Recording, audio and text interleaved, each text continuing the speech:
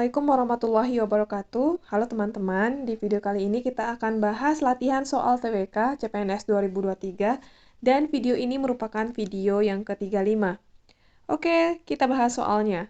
Soal yang pertama, paham yang seharusnya dikembangkan dalam masyarakat untuk meminimalisasi konflik SARA dalam masyarakat adalah A. Nasionalisme sempit, B. Etnosentrisme, C. Calvinisme, D. Pluralisme, E. Stereotip.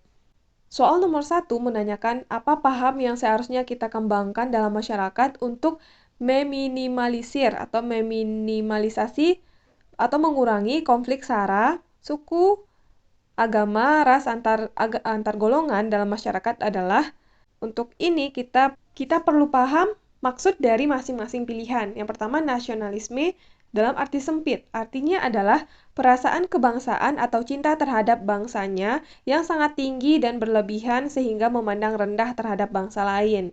Kemudian etnosentrisme, sikap atau pandangan yang berpangkal kepada masyarakat dan kebudayaan sendiri. Biasanya sikap etnosentrisme disertai dengan sikap dan pandangan yang meremehkan masyarakat dan kebudayaan lain. Kemudian Calvinisme, sikap atau rasa cinta pada tanah air yang berlebihan. Pluralisme, paham yang menghargai adanya perbedaan dalam suatu masyarakat dan memperbolehkan kelompok yang berbeda tersebut untuk tetap menjaga keunikan budayanya masing-masing. Kemudian stereotip, suatu prasangka yang didasarkan pada penilaian atau anggapan berdasarkan karakteristik perilaku orang lain. Contohnya adalah perempuan dianggap lemah dan harus selalu dilindungi. Jadi berdasarkan soal, paham yang seharusnya kita kembangkan dalam masyarakat untuk meminimalisasi atau mengurangi konflik SARA dalam masyarakat adalah dengan mengembangkan paham pilihan D, yaitu pluralisme.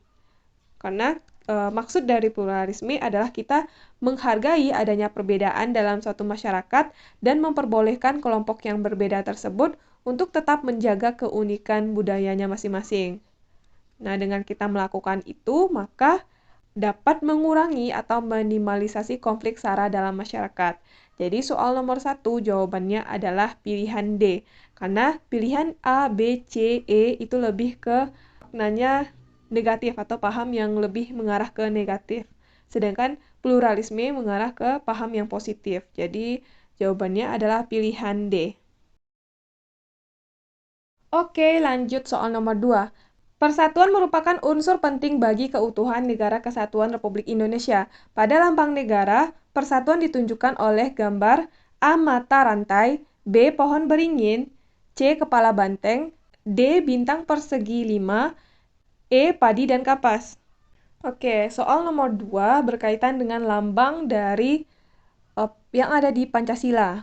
Jadi kita harus paham atau kita harus ingat apa saja lambang dari masing-masing sila. Sila pertama lambangnya adalah bintang tunggal atau bintang. Kemudian yang kedua, kemanusiaan yang adil dan beradab, rantai emas. Kalian ingat aja kemanusiaan itu rantai emas. Yang ketiga, Persatuan Indonesia, lambangnya adalah pohon beringin. Kita bersatu, makanya lambangnya pohon beringin. Sila keempat, kerakyatan yang dipimpin oleh hikmat kebijaksanaan dalam permusyawaratan perwakilan, lambangnya adalah kepala banteng. Musyawarah dan mufakat. Ingat ya, kepala banteng. Kemudian sila kelima, keadilan sosial bagi seluruh rakyat Indonesia, itu lambangnya padi dan kapas. Jadi karena yang ditanyakan pada soal nomor 2 adalah persatuan, lambang dari persatuan otomatis merupakan lambang dari sila ketiga, yaitu pohon beringin. Jadi jawaban soal nomor 2 adalah pilihan B, pohon beringin. Lanjut soal nomor 3. Berikut ini yang bukan merupakan landasan hukum kewajiban bela negara adalah A.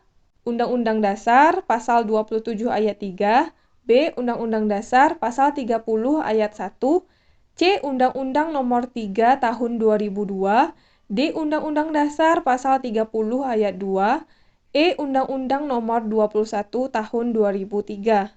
Nah, ini juga perlu kita ingat tentang pasal-pasal atau undang-undang yang membahas tentang hukum kewajiban bela negara. Tapi yang ditanyakan di soal nomor 3 adalah yang bukan merupakan landasan hukum kewajiban bela negara.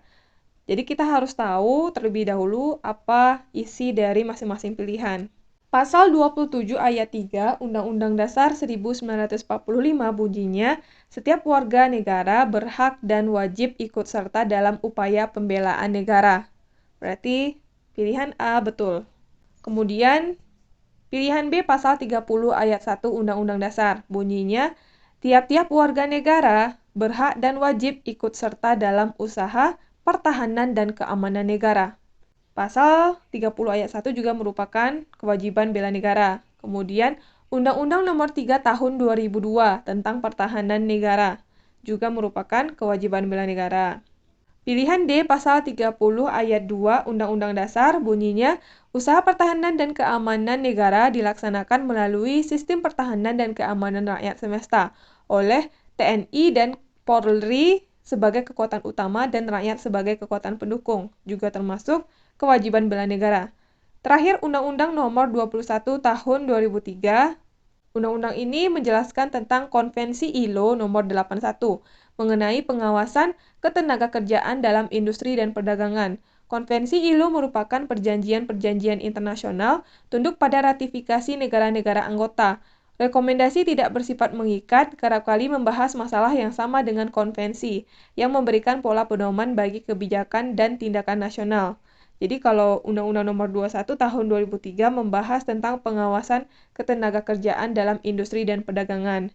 Jelas bahwa berdasarkan soal, yang bukan merupakan landasan hukum kewajiban bela negara adalah pilihan E, yaitu Undang-Undang Nomor 21 Tahun 2003. Sedangkan pasal 27 ayat 3 Undang-Undang Dasar, kemudian pasal 30 ayat 1 Undang-Undang Dasar, Undang-Undang Nomor 3 Tahun 2002 dan pasal 30 ayat 2 Undang-Undang Dasar termasuk peraturan atau aturan yang membahas tentang landasan hukum kewajiban bela negara.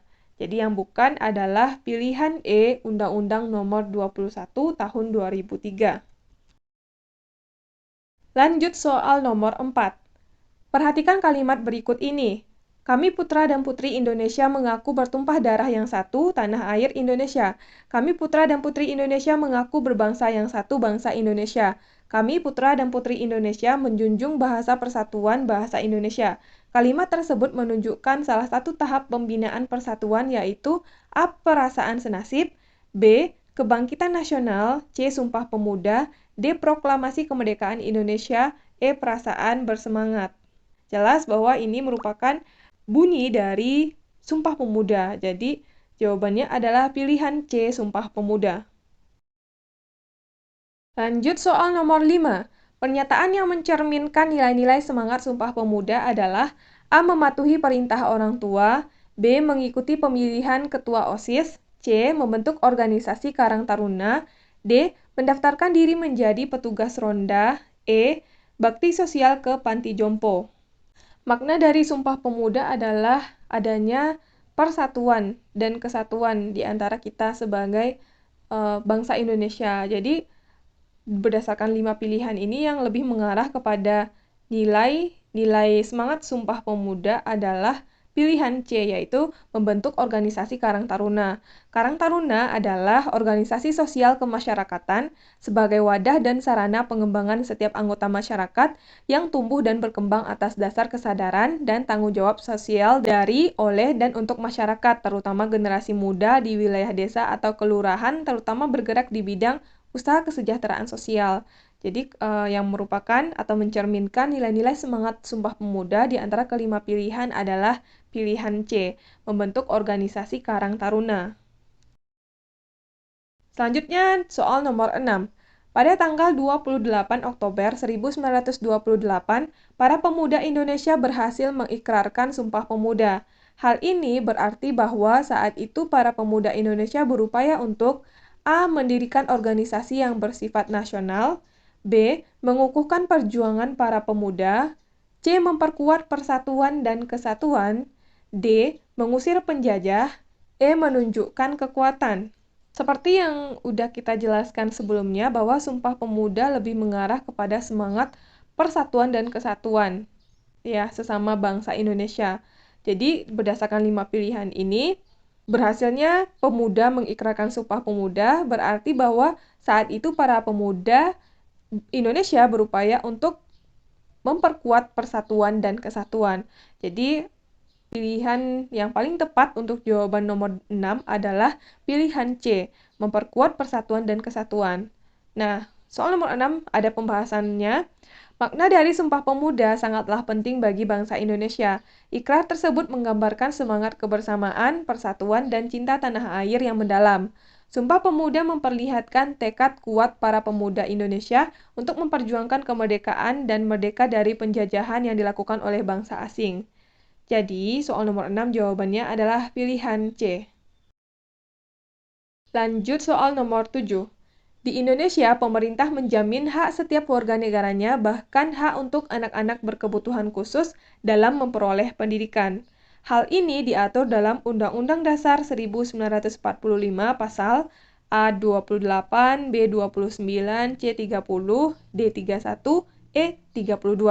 Berarti yang ditanyakan pada soal nomor 7 adalah pasal yang membahas tentang pendidikan dalam Undang-Undang Dasar 1945. Oke, kita harus tahu apa isi dari masing-masing pasal. Pasal 28 membahas tentang kemerdekaan berserikat dan berkumpul, mengeluarkan pikiran dengan lisan dan tulisan, dan sebagainya ditetapkan dengan undang-undang. Pasal 29 membahas tentang agama, yaitu ayat 1, negara berdasar atas ketuhanan yang Maha Esa. Ayat 2, negara menjamin kemerdekaan tiap-tiap penduduk untuk memeluk agamanya masing-masing dan untuk beribadat menurut agamanya dan kepercayaannya itu. Pasal 30 membahas tentang pertahanan negara dan keamanan negara. Pasal 31 membahas tentang pendidikan, yaitu ayat satunya diantaranya adalah setiap warga negara berhak mendapatkan pendidikan. Kemudian pasal 32 membahas tentang lebih kebudayaan ya. Ayat satunya, negara memajukan kebudayaan nasional di Indonesia di tengah peradaban dunia dengan menjamin kebebasan masyarakat dalam memelihara dan mengembangkan nilai-nilai budayanya. Pasal 32 ayat 2, negara menghormati dan memelihara bahasa daerah sebagai kekayaan budaya nasional. Jadi perlu kita ingat, pasal 31 membahas tentang pendidikan. Jadi, karena yang ditanyakan adalah tentang pendidikan pada soal nomor 7, maka jawabannya adalah pasal 31, yaitu pilihan D. Lanjut soal nomor 8. Adanya pengakuan dari negara lain merupakan unsur negara yang bersifat A. Konstitutif, B. Deklaratif, C. Afirmatif, D. Promotif, E. Preventif. Nah, soal nomor 8 udah ada pembahasannya. Ada sejumlah syarat minimal atau mendasar demi terbentuknya sebuah negara. Syarat-syarat ini digolongkan menjadi dua, yakni unsur deklaratif dan unsur konstitutif. Unsur deklaratif yaitu unsur yang tidak mutlak ada ketika suatu negara berdiri, tetapi unsur ini boleh dipenuhi setelah suatu negara berdiri. Unsur deklaratif bukan unsur mutlak yang harus ada ketika suatu negara berdiri, tetapi boleh dipenuhi setelah suatu negara berdiri. Unsur deklaratif merupakan pengakuan dari negara lain. Hal ini memperkuat terbentuknya sebuah negara. Pengakuan dari negara lain juga terbagi menjadi dua. Jadi kalau unsur deklaratif merupakan unsur pengakuan dari negara lain. Makanya ini boleh ada setelah negara berdiri. Dan unsur deklaratif terbagi dua. Yang pertama, pengakuan de facto, merupakan pengakuan berdasarkan kenyataan yang ada. Fakto ya, fakta, berdasarkan kenyataan yang ada. Atau fakta yang sesungguh-sungguh nyata tentang berdirinya suatu negara. Pengakuan de facto juga tergolong menjadi dua. Yang pertama, pengakuan de facto yang bersifat tetap, artinya pengakuan dari negara lain terhadap suatu negara yang hanya bisa menimbulkan hubungan di bidang perdagangan dan ekonomi. Yang kedua, pengakuan de facto bersifat sementara, yaitu pengakuan dari negara lain tanpa melihat perkembangan negara tersebut. Jika negara itu hancur, maka negara lain akan menarik pengakuannya. Yang kedua, pengakuan de jure. Pengakuan de jure, atau maaf kalau misalnya pengucapannya salah, artinya adalah pengakuan berdasarkan pernyataan resmi menurut hukum internasional. Pengakuan de jure terbagi menjadi dua. Pengakuan de jure bersifat tetap, yang artinya pengakuan dari negara lain yang berlaku untuk selamanya, karena kenyataan memperlihatkan adanya pemerintahan yang stabil. Yang kedua, pengakuan de jure bersifat sementara, yang artinya adalah terjadinya hubungan antar negara yang mengakui dan diakui dalam hubungan ekonomi, dagang, serta diplomatik. Negara yang mengakui berhak mempunyai konsulat atau kedutaan di negara yang diakui tersebut. Yang kedua adalah unsur konstitutif, artinya unsur yang mutlak harus ada saat suatu negara didirikan. Unsur ini meliputi rakyat, wilayah, dan pemerintah yang berdaulat. Jadi unsur konstitutif merupakan unsur yang harus ada ketika suatu negara didirikan. Apa saja unsurnya? Yang pertama adalah rakyat. Semua orang yang secara nyata ada di suatu wilayah serta tunduk dan patuh pada peraturan negara tersebut. Yang kedua, wilayah merupakan unsur mutlak sebuah negara. Wilayah adalah landasan material atau fisik suatu negara. Yang ketiga, pemerintahan yang berdaulat. Kedaulatan adalah kekuasaan tertinggi di suatu negara yang berlaku untuk seluruh wilayah dan segenap rakyat di negara tersebut. Jadi, dapat disimpulkan bahwa syarat minimal terbentuknya negara adalah unsur deklaratif dan konstitutif. Jadi, karena yang ditanyakan pada soal nomor 8 adalah adanya pengakuan dari negara lain merupakan unsur negara yang bersifat, adalah jawabannya pilihan B, yaitu deklaratif. Lanjut soal yang ke-9. Berikut ini adalah perilaku warga negara. Ada 5 pernyataan dan kita langsung aja baca pertanyaannya. Pertanyaannya adalah, perilaku warga negara yang sesuai dengan sila kelima Pancasila adalah: yang pertama, mengikuti upacara bendera setiap hari Senin. Yang kedua, menggunakan bahasa persatuan bahasa Indonesia. Yang ketiga, bermusyawarah untuk menentukan ketua RT. Yang keempat, suka menabung dan tidak bergaya hidup mewah. Yang kelima, tidak melakukan perbuatan korupsi. Kita harus paham apa saja pengamalan nilai-nilai Pancasila sila kelima. Yang pertama, mengembangkan perbuatan yang luhur yang mencerminkan sikap dan suasana kekeluargaan dan kegotong royongan. Yang kedua, mengembangkan sikap adil terhadap sesama. Yang ketiga, menjaga keseimbangan antara hak dan kewajiban. Yang keempat, menghormati hak orang lain. Yang kelima, suka memberi pertolongan kepada orang lain agar dapat berdiri sendiri. Tidak menggunakan hak milik untuk usaha-usaha yang bersifat pemerasan terhadap orang lain. Kemudian tidak menggunakan hak milik untuk hal-hal yang bersifat pemborosan dan gaya hidup mewah. Tidak menggunakan hak milik untuk bertentangan dengan atau merugikan kepentingan umum. Suka bekerja keras. Suka menghargai hasil karya orang lain yang bermanfaat bagi kemajuan dan kesejahteraan bersama. Suka melakukan kegiatan dalam rangka mewujudkan kemajuan yang merata dan berkeadilan sosial.